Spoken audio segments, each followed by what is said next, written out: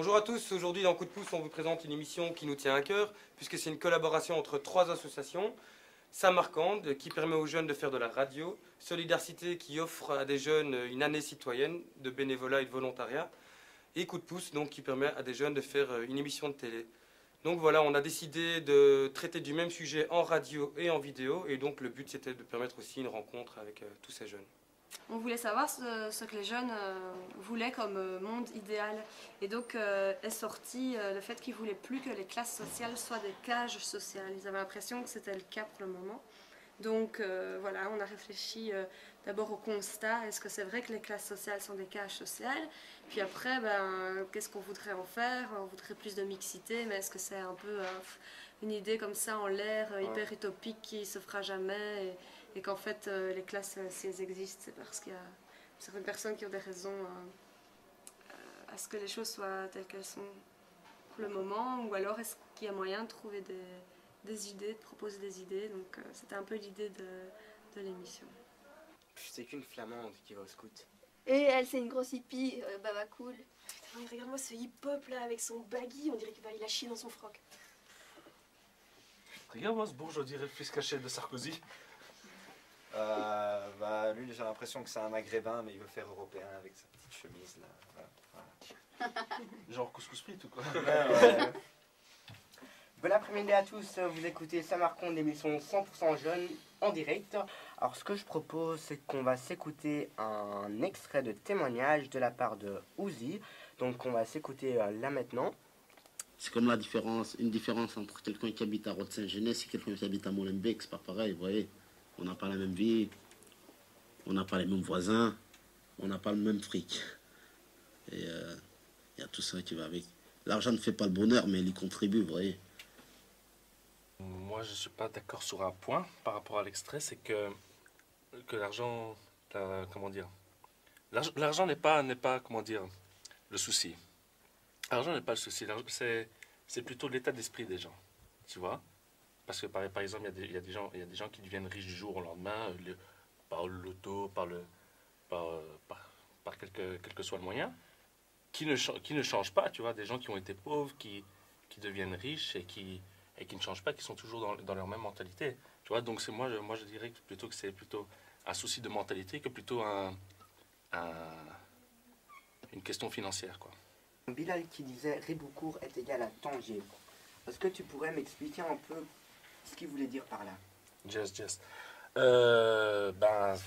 Tout est dans le mot en fait. Bon, c'est vrai que Riboucourt est un quartier assez fréquenté par le Maghreb. Et c'est de là qu'on dit, quand on rentre à Riboucourt, on est à Tanger. C'est vrai que c'est un quartier assez fermé, tu vois. Assez fermé de l'intérieur comme de l'extérieur. Car les gens ne sortent pas du quartier, mais personne ne rentre dans le quartier, tu vois ce que je veux dire? Ouais, tout à fait. Tu vois? Donc, c'est vraiment un quartier qui est... C'est vraiment un bon exemple de cage sociale, vraiment, tu vois? Okay. Je propose qu'on écoute un micro-trottoir qui a été réalisé par Amira et Thomas qui sont parmi nous. Est-ce que pour vous, la mixité sociale, c'est utopique ou réaliste? Réaliste, parce que il y a des quartiers où ça marche très bien et ça devrait marcher. Aller dans une classe sociale différente de la vôtre, est-ce que ça vous fait peur? Non, parce que j'ai des amis qui habitent dans d'autres quartiers et j'aime bien aller chez eux et j'ai aucun problème. La diversité amène l'adversité. Donc c'est l'apport d'une sociologue Andrea Rea à l'ULB, c'est ça? Est-ce que tu pourrais me raconter un peu ce qu'elle dit? C'est ce qu'il dit. Mais désolé, oui. Juste pour lui. Oui, donc c'est-à-dire que justement c'est un peu en opposition à ce que Thomas disait tout à l'heure, c'est-à-dire que bon, les différences c'est super et il faut les cultiver.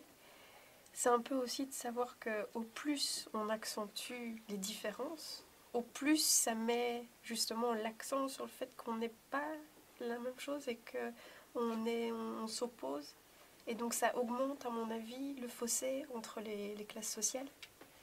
Vraiment, je dis pas ça par rapport à ce que tu disais, mais voilà, c'est de rencontrer quelqu'un et de dire oui, tu es différent de moi, c'est oublier qu'on est deux êtres humains et qu'on est fondamentalement pareil.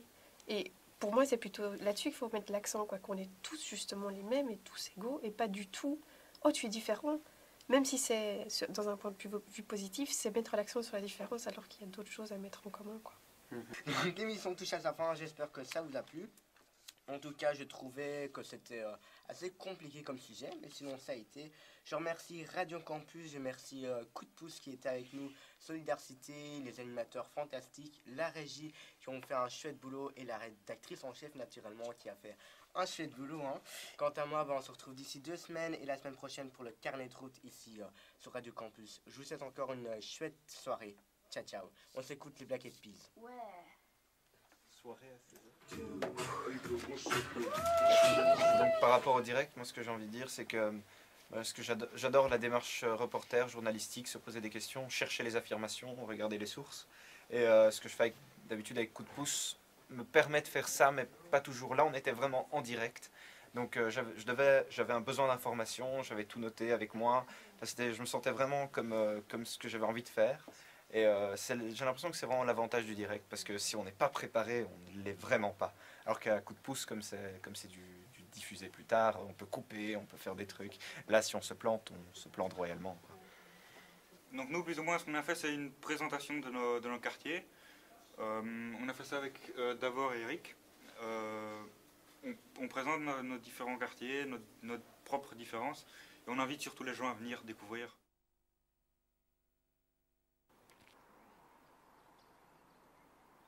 Schönen guten Tag, ich heiße Davor Tahirovic und ich wohne hier in den Place Saint-Denis. Ich finde, in dem Place Saint-Denis ist es ziemlich gut. C'est bien parfois ici. Ça va, c'est chouette, c'est bien. Moi j'aime bien, c'est un quartier. Enfin, c'est pas très calme, il y a beaucoup de bruit, beaucoup de mouvements, mais sinon ça va. Franchement, moi personnellement, j'aime bien. Et comment vous trouvez le quartier pour vous, c'est bien? Oui, pour moi, c'est très bien. Moi, j'habite, c'est directement là, le magasin. Ici, et directement à la gauche, ici. Donc voilà, Elias. Moi, c'est Karim. Et on aime bien ce quartier, quoi. C'est notre vie. Ça fait longtemps qu'on habite ici, en fait. Voilà. Ouais, on est né ici, on va mourir ici. Voilà.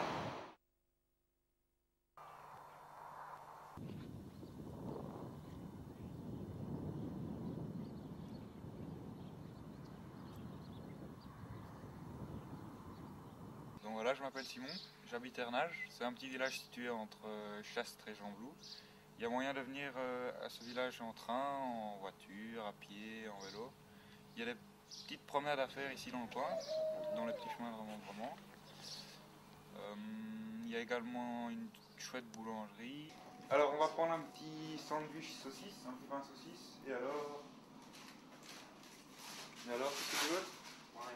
Rien de spécial. C'est pratique. 1,60 €, s'il vous plaît.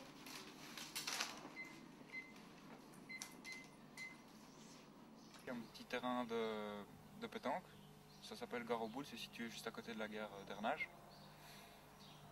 Il y a une petite salle qui s'appelle la salle 2000 où il y a souvent des petits concerts, des petits trucs sympas. Il y a également chaque été, pendant 2-3 semaines, des jeux intervillages. Mais voilà, c'est cool, c'est calme ici, c'est bien reposant, je trouve. On est vraiment en lien avec la nature, on pourrait dire ça comme ça. Gypsy à la traîne. Et voilà, on n'a plus qu'Eric. Ils sont où les deux autres? Goedendag, goedenavond. Ik woon in Zaventem, 1930 Hazenlaan. Ik heb veel vrienden. Ik leef met mijn broer, mijn moeder en ik. En ik woon in een rustige straat. Je m'appelle Eric de Souza.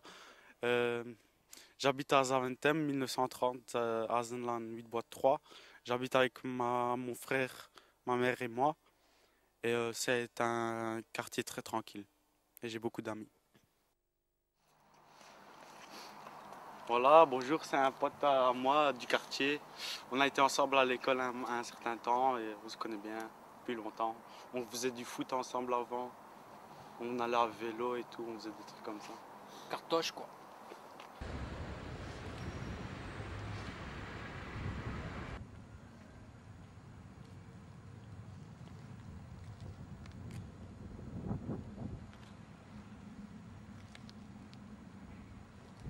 Avant qu'il y ait ce musée, il y avait une maison des jeunes là, et que cette maison des jeunes nous permettait d'avoir accès à plein d'activités culturelles différentes.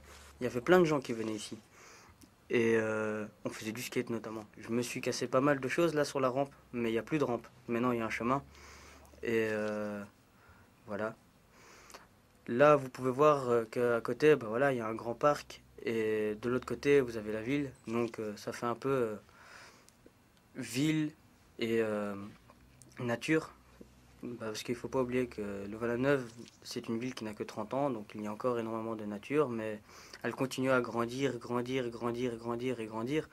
Et pour son expansion, bah, on préfère retirer les petits espaces pour les jeunes pour mettre des gros bâtiments qui vont rapporter plein de fric à l'UCL, alors que voilà, on est jeune et que la ville appartient aux jeunes à la base.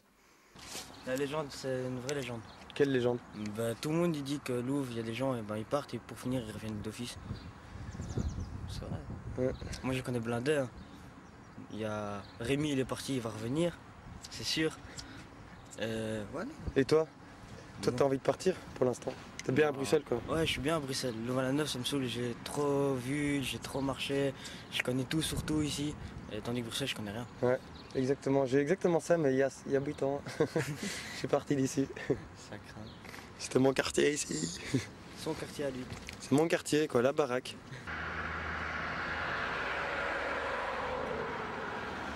La mobilité des jeunes est bien exprimée ici, par la présence permanente d'autostoppeurs. Ceux-ci ont facilité mon trajet Bruxelles-Louvain-la-Neuve, puisque tous les jours, en 15 minutes, j'y étais. Au milieu des champs, la ville s'est implantée tel un champignon. Paysage urbain, avec des faces rurales. Mais mon quartier, c'est celui de la baraque, à l'extérieur est de la ville. Un petit paradis bien préservé et de plus en plus protégé. Ma petite cabane, pour les gens de passage.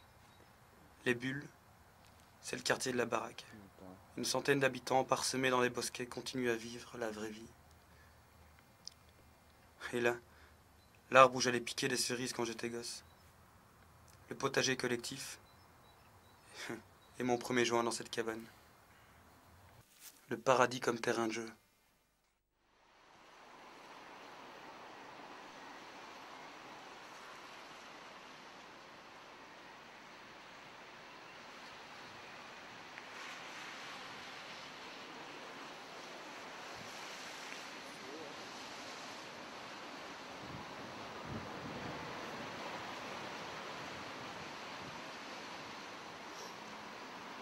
J'habite à Huppe, c'est un quartier assez sympa. Il n'y a pas beaucoup de jeunes, il n'y a pas beaucoup d'activités pour les jeunes d'ailleurs. Pour trouver des bars, il faut se déplacer.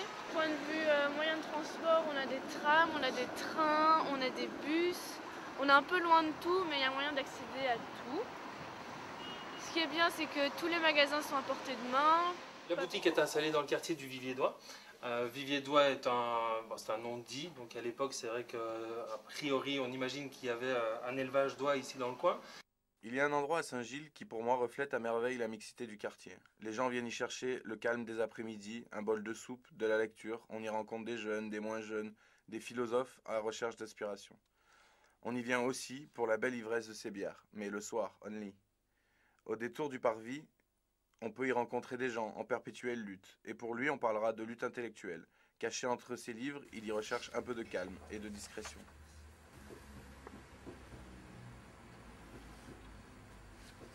Eh ben non, il a l'air d'être... Ah non. Voilà. Ah. Voilà. Tu en français? Oui. Des commerçants vraquent le marché avec ses odeurs d'escargot, le chou, la saucisse, welcome to Belgium. Et mon boucher au bon gigot, il y a tout sauf du porc. Coincé entre le parvis et la maison communale, il n'est pas le plus à plaindre. Un quartier bouché à partir de 16h, des voitures à gogo, klaxons, stress, voilà. À quand une déviation pour désengorger la barrière, monsieur Piquet? Et oui, tant qu'à parler des choses qui fâchent, les files interminables à la maison communale. Saint-Gilles, c'est un quartier tranquille, pas dangereux. C'est un bon quartier, c'est un bon quartier. Franchement, Qu'est-ce qu'il a de différent des autres? différent des autres. Tout. Pourquoi? Il est différent. Non.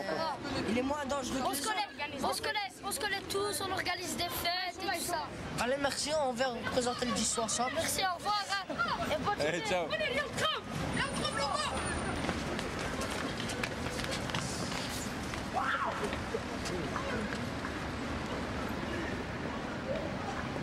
Ben voilà. Très beau film. Très beau film.